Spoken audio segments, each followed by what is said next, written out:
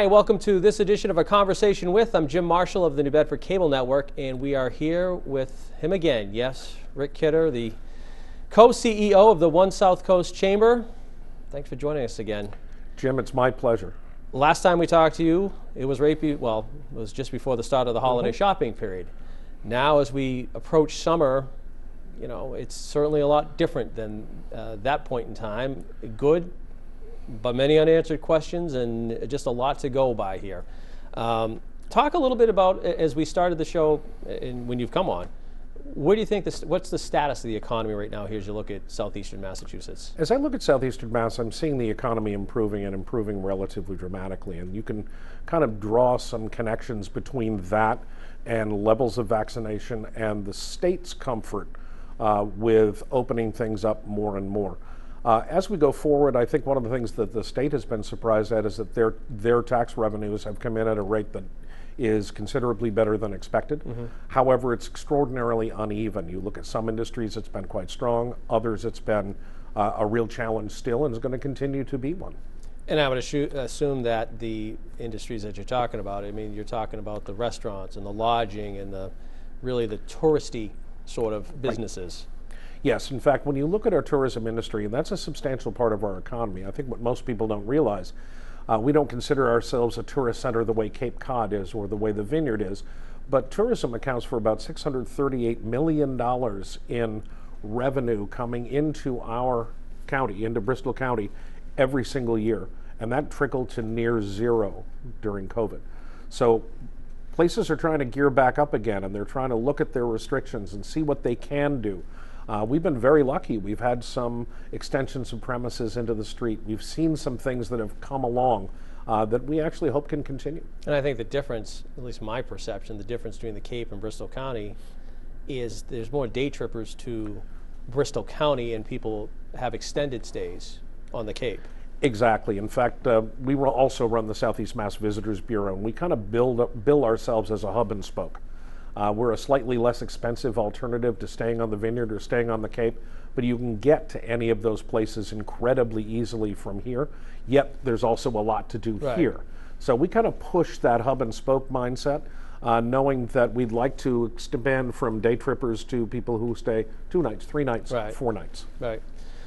And it's funny because growing up in Wareham, the more people that would sit there and come to Wareham, and there's a lot of people that would do that, and they'd come to Wareham and like, wow, we don't even have to, we avoid the Cape traffic. Right. Yes. And you can do that from Wareham all the way to Westport and Fall, all the way through the coast, you can do that. From now, Jim, through the summer, the Mid-Cape Highway is a parking lot and a mess. Right. So as you look at things right now, businesses in general, and there's a lot of things that have gone on. A lot of companies are obviously, unless they're retail, are still remote. Still, I mean, as you've talked to me, you've got Zoom meetings still, a lot of Zoom meetings. But that's going to change, it seems, in a shorter period of time than many people expected. Well, and I think when the governor first started talking about opening up the economy again, he was talking about August. And clearly, we got some hints when we had a Zoom meeting with Secretary Sutter, who does Health and Human Services. Secretary Sutter said that it was possible that could be accelerated.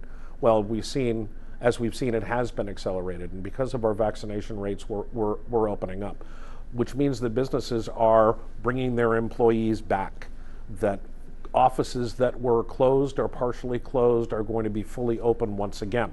Now, that has its own challenges attached to it. Vaccination rates and all of the stuff that goes with that. But what we're starting to see, I think, is that our businesses are going to start to open, our office-type businesses are going to start to open as business as usual. And that's something that's going to be a real benefit for the entire economic future. How do you see right now, because I know the guidelines are still all over the place, and I know people who are vaccinated don't have to wear masks, but there's going to be no proof of vaccinations or what have you. What are you hearing from businesses now, offices, about people returning to work and some of the requirements that they may or may not have to deal with? Well, I'll start with our office because that's certainly the one we know best. Effective June 1, we asked all of our employees to be back in the office. Almost all of our employees were working at least remotely or partly remotely. I was in the office every day, but had the luxury of being there alone during the height of the pandemic, and I could get things done. But we're now bringing everybody back. Now, not all of my employees have been vaccinated. Not all of my employees may even choose to be vaccinated. But we are going to ask that each of our employees present their proof of vaccination that we keep in their personnel record.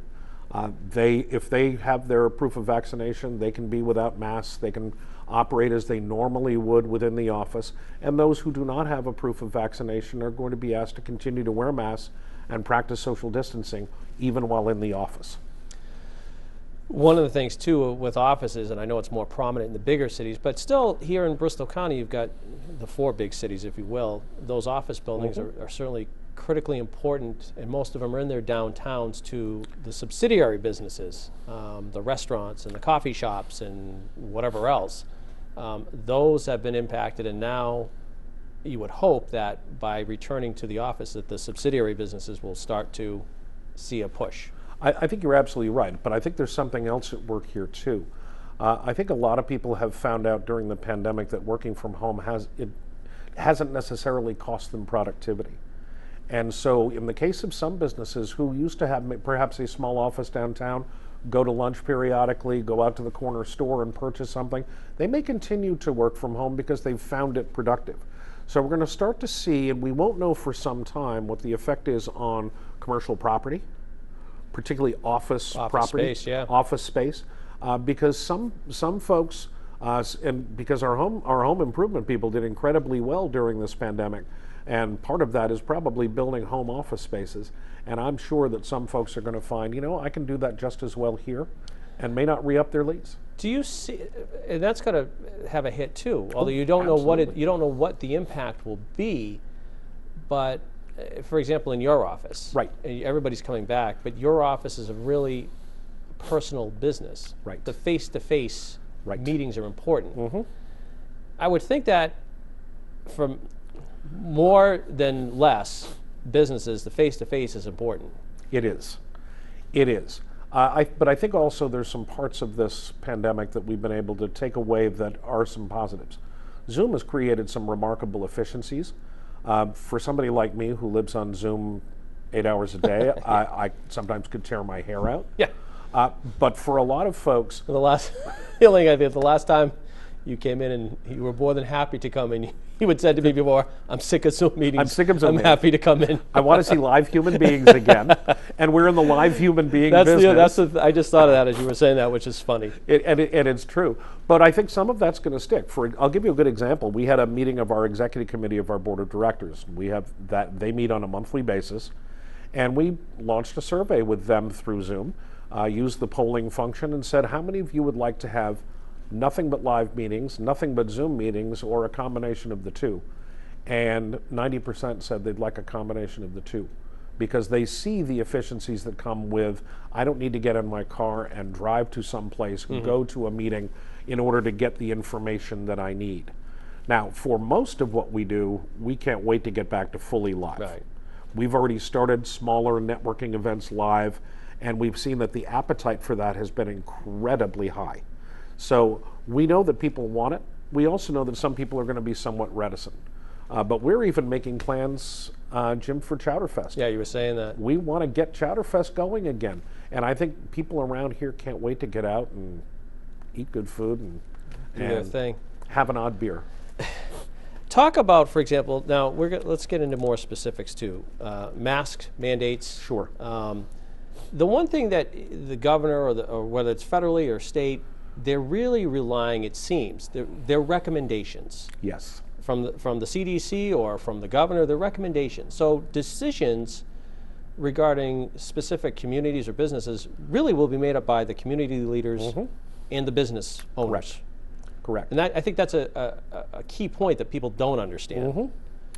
And while the governor during a state of emergency can mandate that we wear masks, he issues recommendations and guidance regarding easing up those restrictions. So it's important that it's not that no one interpret it as the governor says I don't have to wear a mask anymore, because there are some businesses that are going to say, hey, listen, we feel better and our employees feel more comfortable if people continue to wear masks, and they will be within their rights to mandate that if they wish to do so.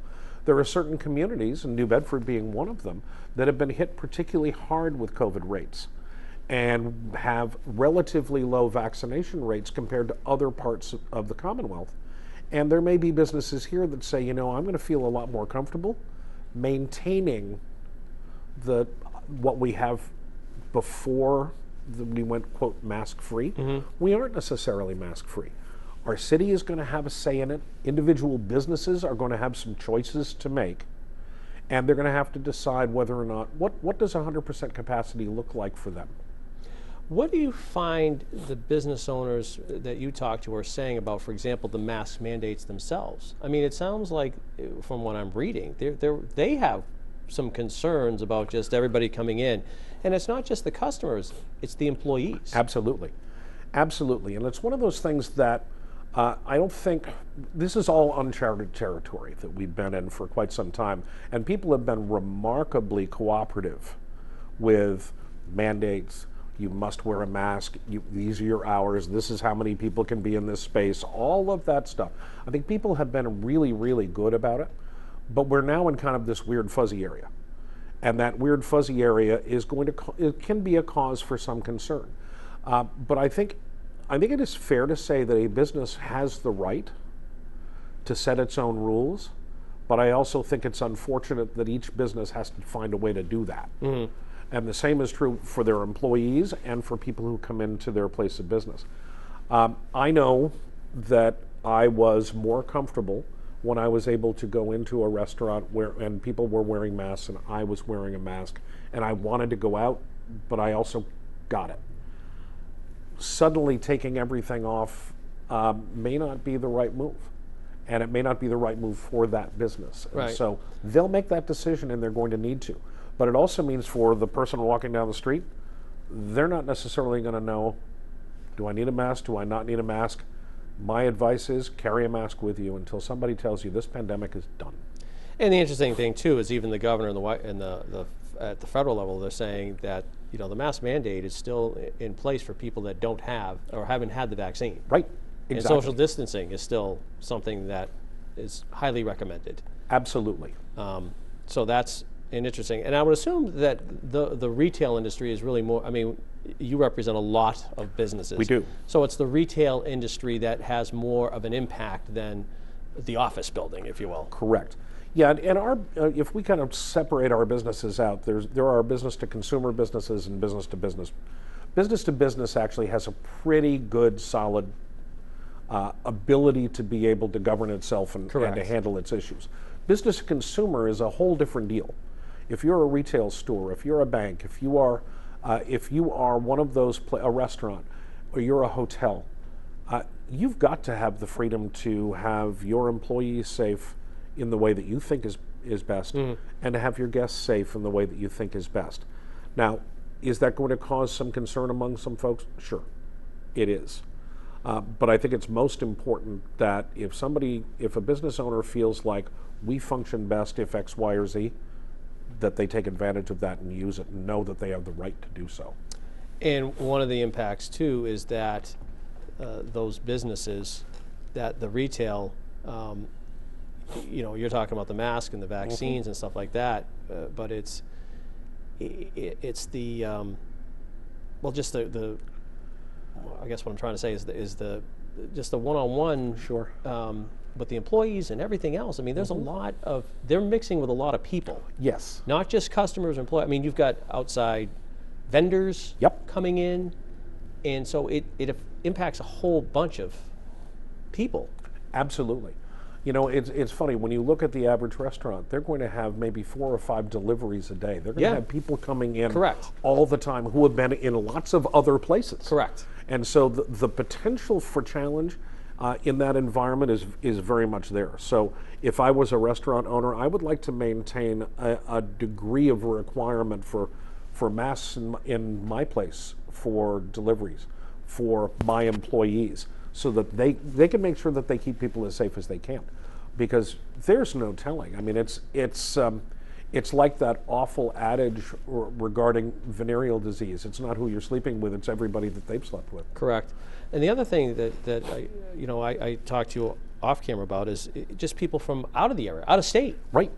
There's different, each state has their own rules, regulations, I guess you want to call it. So, and this, in southeastern Mass, Bristol County is a magnet for people coming from Connecticut, farther, New York. If you look at our numbers, where are people coming from? They're coming from Eastern Canada when they can travel. They're coming from all of the New England states. They're coming from New York, Pennsylvania. We're by and large a drive market, although we do have people who fly into both Boston and TF Green and Providence and end up here. But we're a lot of what we do is a drive market. So that means that area. Right. And they are all coming from places with slightly different restrictions and rules than we have. Now, unfortunately, when you're traveling, if you were to travel to Europe, you would assume that at some point you're going to need to speak a little bit of the language of the place that you're visiting so that you can get by. Right. People have the responsibility when they travel of knowing what it's going to be like when they get there. And we really hope that visitors take advantage of that and not simply impose, your governor said we don't have to wear a mask. Well, that's not true. That may be true as guidance, but it's not true as fact. Well, the businesses, I'm sure, don't want to be quote unquote vaccine policemen. No. Do you think they'll have security in place or something like that? Because there's going to be, confrontation is the only word I can think of. There's going to be incidents. I believe that most businesses are going to tread very, very lightly around that particular issue, and it's one that probably the posting of signs saying if you have not been vaccinated, we have the expectation that you will wear a mask. There may be some who go as far as to ask customers as they arrive, have you been vaccinated? So you can ask that. You can ask that question, Okay. and you can place that restriction on your place of business. You just have to do it consistently. And there are legal reasons why someone would not be vaccinated. One may be a religious preference. One might be a disability that makes it impossible for them to be vaccinated. Those two things are covered under the law. So we can't mandate that everybody be vaccinated. What we can do is say, okay, if you're not, this is what we would like to see. But I don't think you're going to find that many businesses are going to get into the vaccination policing business and demand to see people's cards. Now, I don't know about you, I carry my card everywhere. Yeah. If somebody asks, I I've got don't it. know. Yeah, I don't know. I have it, but I don't carry it. You and I were talking off camera because of something I read. I know that many businesses, retail, office, whatever, they're requiring new employees to be vaccinated. But you were saying that a business, no matter what, can have an expectation. Well, first off, I'm not a lawyer and I don't play one on TV, but what I have heard from attorneys who specialize in employment law is that a business may actually mandate that its employees be vaccinated if they choose to do so. However, most businesses are not going to do that. Right. The reason they're not going to do it is, one, they don't necessarily want to intrude to that degree into people's lives. Secondly, we have a very, very challenging labor market at the moment, and we don't want to run the risk of losing good employees.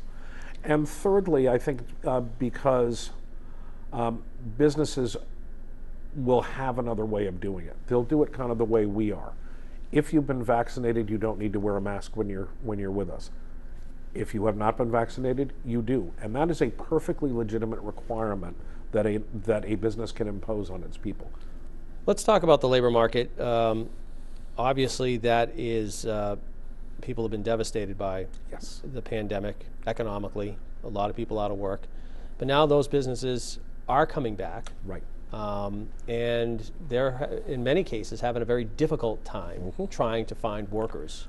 And for a lot of businesses, this is their time. They've got 3-4 months to make it happen.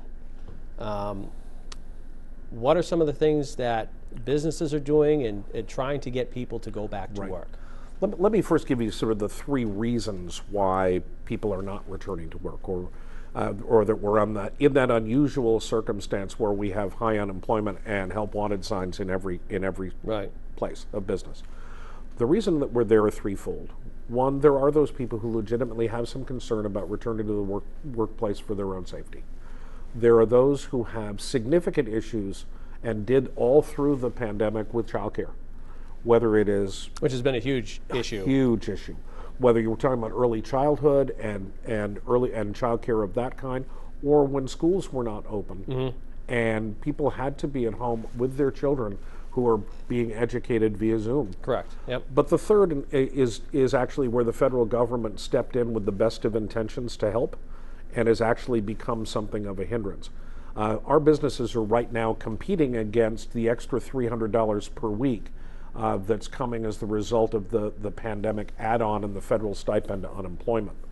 The governor has now stated that people need to prove once again that they're seeking employment in order to continue to collect.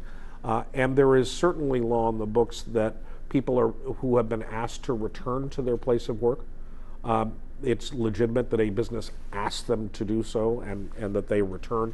The challenge, of course, is that right now when you're competing against the government for dollars, there are many jobs for which you do better at home than you do when you go to work. That was never anybody's intent. The intent of government and the intent of all who worked in this was to create a soft landing for folks. Right. Because this was going to be tough. Right. You didn't want people to lose their houses and basic bills. And so we have that rare situation with high unemployment and a lot of help wanted signs out, and we're looking to try to get people back into the workforce. Now, some have been very creative about it. Some have offered folks, hey, listen, if you come back to work, we're going to give you a bonus for coming back. Well, many have decided not to do that because that looks like a disincentive for those who never left and wanted or came back Correct. to work readily in advance of that.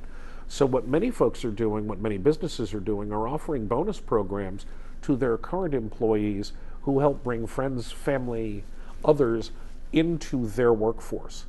And if you bring somebody in, you're going to get a bonus that allows you to make out a little bit better and be rewarded for the fact that you were at work. So some are trying to do that. There are certain industries that I worry mightily about, and it's the industries for folks who are hiring a lot of summer help. Yep. Those folks, and that's the restaurant business, the water parks, the hotels, hotels, yeah. Everything that staffs up in the summer, those are the folks that are going to have the biggest challenges right now. Right near your studio is that going to be that gorgeous Cisco brewery that they're putting in, and they're having a tough time getting people to work there. They're dying to open their doors soon, and they may have a tough time opening their doors if they can't staff up. So all of that is contributing now, but people are paying bonuses. People are hiring bonuses if it's a new business, or if they're doing summer work. Some are incentivizing their existing employees to bring folks in, and some are simply saying there's work we can't take, and that's scary. I would assume with schools going back in session now, that hopefully that's alleviated a tad. Yes. Right now. Yes. Because the school season isn't over, and I know that the summer hits, but I would hope that some people are going back. Well, I think there's going to be a magic to September. On September 6th, the extra $300 stipend goes away. And theoretically, there'll be enough pressure in Congress that it's unlikely that be extended, although there are some who would like to continue to extend that. And school will be starting up again as full in-person learning. Yep. We'll also, by at this point, because of our own vaccination rates, our child care facilities that have been operating at 50% capacity will be able to get to 100% capacity once again. Now, do we have enough child care slots? No, we don't.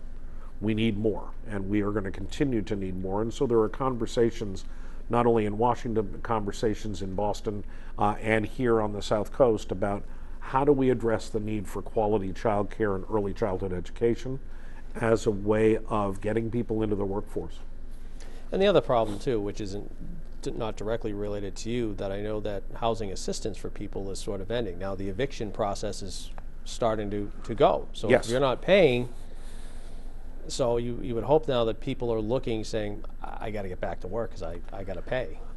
That's exactly right. I think that assistance coming to an end. You don't want people to lose their home. Nobody wants anyone to lose their home, but there are also rights to ownership. I was just going to say, you got landlords Right. that have their loans too. Right, they have their loans too, and a lot of them have kind of taken it on the chin going through this process.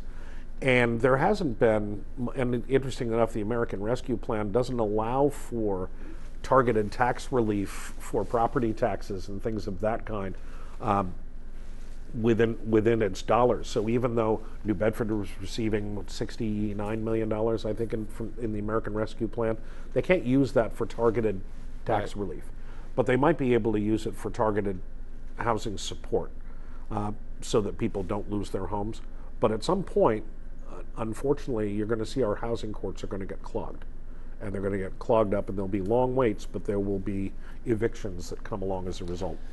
Got a couple minutes left here, and just kind of curious now as to, sort of given your crystal ball, how do you see summer going right now in Bristol County? I see summer somehow closely, the farther we get into summer, the more normal it's going to look. I mean, on the aside, the good thing is that the weather's warmer. It was kind of like last year during the pandemic. We were better mentally and stuff because we were outside. Right. And I think we're going to continue to see that. And one of the things that I have seen is, and I'm really glad about, even as things have relaxed a little bit, municipalities have said, you know, this outdoor dining thing, this extension of premises, really has worked. And it's worked for the businesses, and it's worked for the city, and they've been able to close off some streets in certain ways and do it safely so that we can get a lot more of that. I'm rather hoping, Jim, that's going to stick. Rep. Markey was saying the same thing when I was chatting with him today. He was saying that should be longer. He's like, it's not a bad thing. It is. We know that it goes away in the winter because nobody wants to sit outside in the winter and have dinner. But during the months that we have where it's warm and people want to be outside, what a great thing. And that's a great plus for our businesses as well. I mean, imagine if you're a small restaurant that has a seating capacity of 50 inside, and outside you could get another 40 people. What have you done? You've really kind of maximized your ability to be able to make yours a profitable business. Right. So what do I see this summer? This summer I see people are going to flock to the beaches. This summer, I see people are going to flock to their boats. I think people are going to enjoy and really want to enjoy a relatively normal kind of summer with our visitors coming in with, yes, some blips here and there. But I'll tell you, we're gearing up for Chowder Fest in October, and we're really excited about it. And you think employers are going to get the people they need to help?